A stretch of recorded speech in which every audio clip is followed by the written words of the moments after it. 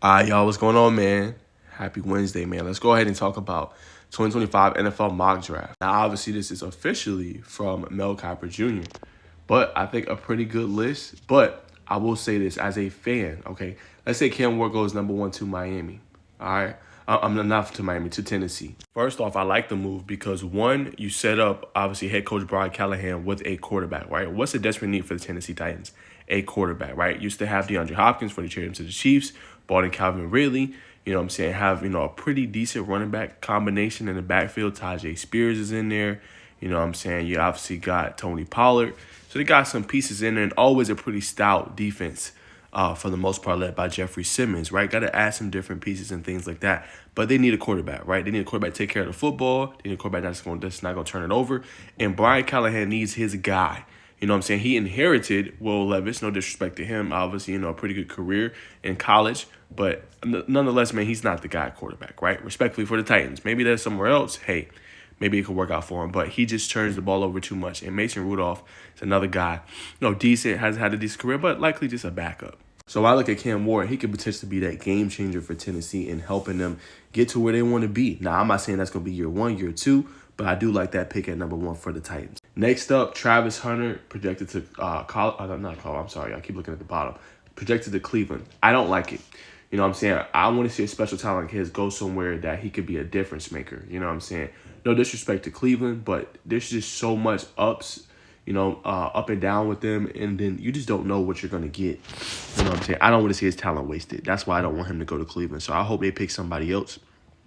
I'd rather see Travis go somewhere where he could be an instant contributor and it makes a difference. You know what I'm saying? So I'm hoping Cleveland, to decide to go somewhere else as far as him, because just him being an athlete, I don't know if Cleveland would use him in the right ways and really get the most out of his talent.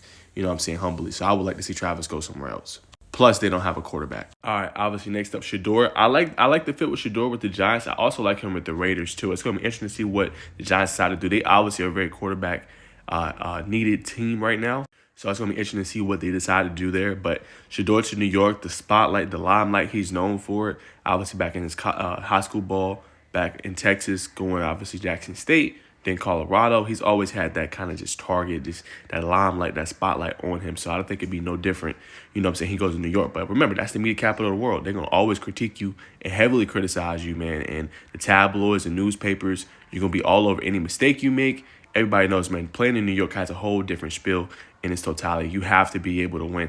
Not saying he needs to do that in year one, but they're going to be looking at him, especially with them having Malik Neighbors, another standout, I think a true number one receiver for Shedeur already coming in. So they're going to have the weapons and pieces. Can he take that step? All right, next up, you obviously have Abdul Carter. That's another pretty good pick as well for the defender wing as they try to restructure and rebuild their defense, right? What are they in desperate need of? An elite edge rusher, right? Abdul Carter can kind of formulate into that on the next level, in my humble opinion. You got Christian Gonzalez on the back end. You got some good pieces. A new head coach, obviously, Mike Vrabel. What was that Tennessee team known for when he was coaching them? That defense, right? So I think you're going to see the same thing now with him being a head coach for New England. They're going to be known for that defense. And you start that off by getting your guy at the edge rusher position in Abdul Carter. Love the pick. Now, if you Jacksonville, you got a lot of issues and problems. Obviously, it starts with the defense. Getting Mason Graham would be a pretty good bet. Try to get him up in the interior to pair along with Trayvon Walker. As you continue to try to build your team and hopefully get a head coach to come in there and change it up. Obviously, shout out to Doug Peterson for what he's able to do the first couple of years, get him to the playoffs. Electric comeback down 27-0, but still got some things to work on. Now, if you the Raiders, now Chatoria McMillan, that makes a lot of sense, right? You do need another receiver, but you also in need of a quarterback. Let's be honest here. So that's what I'm saying. It's going to be interesting to see, does Shedeur get picked up early by the Giants, or does he fall a little bit? If he falls, if you're the Raiders, you might have to go get him. You know what I'm saying? Because he could be a guy to change your franchise. You know what I'm saying? And what you're trying to do. But they also in desperate need of receivers and weapons, especially after trading away Devontae Adams. They need some pieces to go in there. And they will have, obviously, a new head coach as well. Next up, a guy I really like, Mikael Williams, man. Obviously, I know he dealt with injuries over the course of his collegiate career. But you talk about a game record, that's exactly what he is for the Jets. Now, they have obviously had great talent over the years. Leonard, you look at Sauce Gardner, you look at C.J. Mosley. You look at some of the pieces, Jets has always had a good defense, but you want to continue to work that defense around, you go get a stud like a Mikael Williams, man, and bring him in. So he makes a lot of sense, obviously, as well. I would love to see him kind of fall a little bit. You know what I'm saying? But I doubt it'll happen. He's a game wrecker, you know what I'm saying? Similar to Abdul Carter. All right, now Jalon Walker, man, another guy. I mean, just one of those erasers, man, one of those versatile linebackers. Be interested to see what he projects as on the next level because he could do a little bit of everything. Was the Buckets Award winner. Carolina definitely would be a good destination for him as well. Just what they need and kind of how their trajectory was towards the end of the season, playing better and better, beat the Falcons late in the year. Obviously, the quarterback got a lot better than Bryce Young. That'd be a knockout of the park type of get as well for the Panthers. Next up, Will Johnson. What's the position of need for the Saints, right? They're getting torched with big plays, right? Obviously traded away Marshawn Lattimore. They need a guy that can come in and kind of be a staple, and Will Johnson's going to give you that. That vaunted Michigan defense, he's going to be able to come in and be able to do that for your program. All right, and last but not least, at offensive tackle, they just hired Ben Johnson as their new head coach.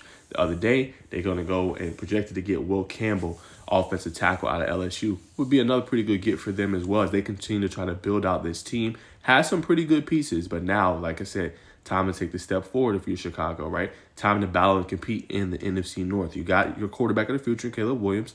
I know some aren't sold on him, some are very high on him, but you got to align him with a good offensive tackle, for one. You got good weapons, I think. When you look at Keenan Allen, you look at, obviously, Roma Dunze. They didn't have the rookie season that you thought he would have had, but he still performed well. DeAndre Swift, like the pieces are there.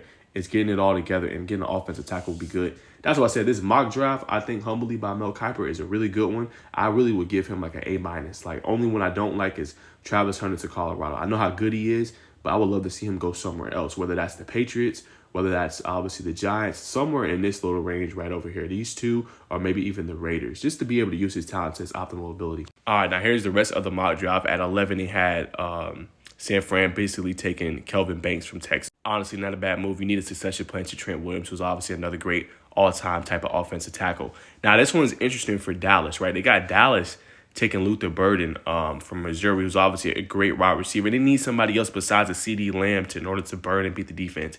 Good elite route runner. I kind of like that pick for them. But if I'm Dallas, I'm strongly considering taking maybe Ashton Jeanty. Now, some people might say that's a reach for them, but if I'm Dallas, I'm thinking about getting another back because Rico Dowdell was good, but he wasn't what you really wanted at that position. You brought back Zeke, ended up releasing him. You need a cornerstone guy that you could pay for cheap if you're Jerry Jones, right? And that you could bring into the program, you know what I'm saying, to go along with, and you got to still pay Micah Parsons. You pay most of your guys. That'll make Dak's job easier because now you got a running game again as you kind of restructure your offensive line. Next up, obviously, they have Malachi Starks, Georgia, going to Miami. Them getting the safety. I like him as a potential pick as well. He's one of those, another, again, versatile safety guys, one of the best in this class. He's going to be a stud. He's going to be interesting to continue to watch. He could potentially slip, though. Don't be surprised. Not saying of his ability, but he could slip. Miami might go in another direction, so keep your eye on that one. Now, Indianapolis with Tyler Warren, that just makes so much sense. Went to Penn State. Everything, him going, with that regime along with Anthony Richardson, just getting that safety blanket, that guy you can trust, right? Led the Big Ten in receptions, had the most receptions this year in college football. Like, that kid's a stud.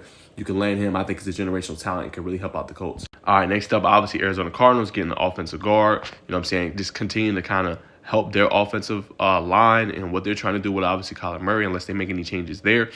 But you feel pretty good about that. Shamar Stewart, another stud for the Falcons. This is what they should have did last year. And when you go back and look, Jared Verse was there at that spot. No disrespect to Michael Penix Jr., has a bright future, like what he did this year. But when you think about it, hey, we could have got Jared Verse. He's been an instant impact guy for us. Look at what he did in the playoff run for the Rams. Now he's looking like he could be a cornerstone player moving forward. All right, now I know I had to talk about my Bengals, man. They got us taking a linebacker, Jahai Campbell. I don't love it because we don't always play our linebackers early, but we are getting a new defensive coordinator, so that's going to be interesting to watch. But I would love for us to get this guy. All right, all the way down here, they got Nick Scourton. I would love to get Nick Scourton and bring him to the Bengals. Some might call it a reach and everything like that, but I would love to get his services with my Bengals or this guy right here, this James Pierce Jr.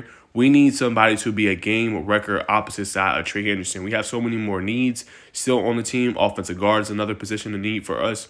Buffering that up, obviously, linebacker is a position of need. But if we can get one of these two guys and be a game changer, I would feel really good. All right, that's my thoughts on the early part as we wrap up this video. Looking at this latter part right here, very interesting to see what's kind of going to happen here. We talked about James Pierce Jr. and then score currently projected to the Lions and the Commanders. Hopefully we take one of these guys early. I like the upside for both of these guys. But this guy right here, Emeka Egbuka, Pittsburgh desperately needs another receiver, right? Deontay Johnson got rid of a few years ago. George Pickens has done his thing, but he's been up and down inconsistent. You need a route runner supreme if you're Pittsburgh, and this guy can deliver that for you. But that's my thoughts, man. Y'all comment below your thoughts on the projected mock draft by Mel Kiper Jr.